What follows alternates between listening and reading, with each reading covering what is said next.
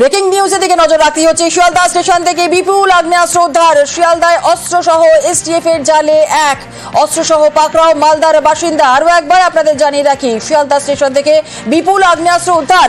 শিয়ালদায় অস্ত্রসহ STF এর জালে এক। অস্ত্রসহ পাকড়াও মালদার বাসিন্দা। সরাসরি এই বিষয় নিয়ে কথা বলবো, আমাদের সঙ্গে রয়েছেন আমাদের প্রতিনিধি সান্নিক ঘোষ। চলে যাব সান্নিকের কাছে। সান্নিক, এসটিএফ এর বড়সড় সাফল্য, শিয়ালদা স্টেশন থেকে বিপুল আগ্নেয়াস্ত্র উদ্ধার।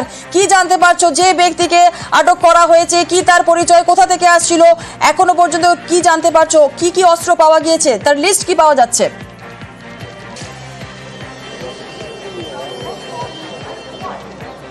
কলকাতা এসটিএফ এর তরফে যে অস্ত্র উদ্ধার করা হয়েছে, এখনো পর্যন্ত যা সিজন লিস্ট তৈরি হচ্ছে তা অনুযায়ী মোট 6টি 9mm পিস্তল এবং তার পাশাপাশি দুটি ওয়ান শটার এই অস্ত্র উদ্ধার করা হয়েছে। তার সঙ্গে প্রচুর কার্তুজ এবং প্রচুর ম্যাগাজিন, সেগুলো কিন্তু উদ্ধার করা হয়েছে। তোমাকে দেখাবো সেই ছবিটা, যাকে ইতিমধ্যেই গ্রেফতার করা হয়েছে।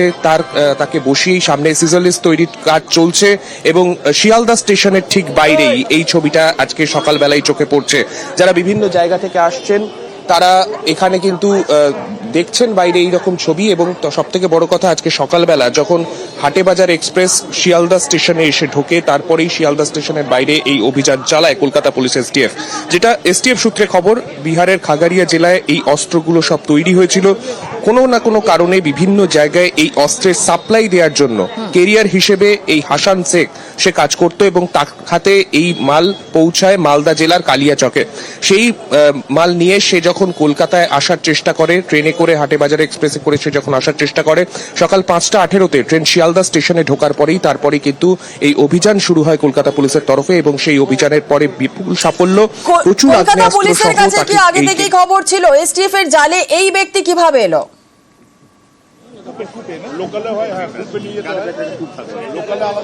দেখো, সেই তথ্যই এখনো পর্যন্ত পাওয়া যাচ্ছে যে কলকাতা পুলিশ এসটিএফ এর কাছে আগে ভাগেই সূত্র মারফত খবর ছিল যে সে এই বিপুল পরিমাণ অস্ত্র নিয়ে ট্রেনে ট্রাভেল করছে এবং সেই মতোই গোটা ট্রেন জার্নির সময় তার গতিবিধি নজরে রাখেন কলকাতা পুলিশের এসটিএফ এর যারা গোয়েন্দারা রয়েছেন তারা।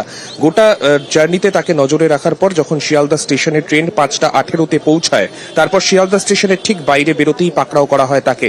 তার কাছ থেকে একটি কালো ব্যাগ, সেই ব্যাগটি উদ্ধার করে যার মধ্যে থেকে যে জামা কাপড়গুলো ছিল, সেই জামা কাপড়গুলো বের করতেই তার মধ্যে থেকে ভাঁজে ভাঁজে এইভাবে অস্ত্র সাজিয়ে রাখা ছিল।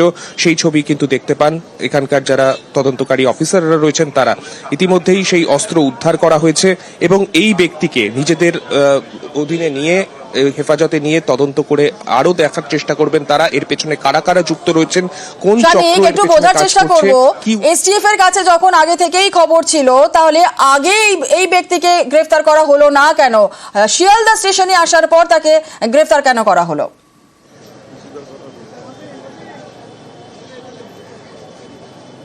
কলকাতা পুলিশ এসটিএফ এর তরফে অন্যান্য জায়গায় কেন গ্রেফতার করা হয়নি সেই উত্তরটা হয়তো তারাই দিতে পারবেন, কিন্তু এখানে কলকাতা পুলিশের আধিকারিকরা যখন শিয়ালদা স্টেশনে এই বিপুল পরিমাণ অস্ত্র সহ সেই কেরিয়ার এসে পৌঁছয়, তারপরেই তাকে কিন্তু গ্রেফতার করেন। অবশ্যই একটা বড়সড় সাফল্য কলকাতা পুলিশের আধিকারিকদের তরফে, কেননা এই জায়গাতে দেখতেই পাচ্ছ বিপুল পরিমাণ অস্ত্র, যে 9mm পিস্তলগুলোকে উদ্ধার করা হয়েছে, সেই পিস্তলগুলোকে ইতিমধ্যেই তাদের অধীনে নিয়ে তারা সিজন লিস্ট তৈরি করার পরে সেগুলোকে তারা নিয়ে যাচ্ছেন এবং এক্সিবিট হিসেবে এই জিনিসগুলোকে আদালতে পেশ করা হবে। এই বিপুল পরিমাণ অস্ত্র, যে অস্ত্রগুলো কলকাতায় এসেছিল, ঠিক কি কারণে আনা হয়েছিল, কারোর কাছে পাঠানোর উদ্দেশ্য ছিল নাকি কোনো নাশকতামূলক কাজের উদ্দেশ্য ছিল, এই সমস্ত অ্যাসপেক্ট কিন্তু কলকাতা পুলিশের যারা তদন্তকারীরা রয়েছেন তারা ভেবে দেখছেন এবং সেই সমস্তগুলো আরো বিস্তারিত জানার জন্য তারা অবশ্যই এই মূল অভিযুক্ত যাকে গ্রেফতার করা হয়েছে তাকে কিন্তু নিজেদের হেফাজতে নিয়ে এই তদন্তকে আরো এগিয়ে নিয়ে যেতে চাইবেন তারা। বেশ, ধন্যবাদ।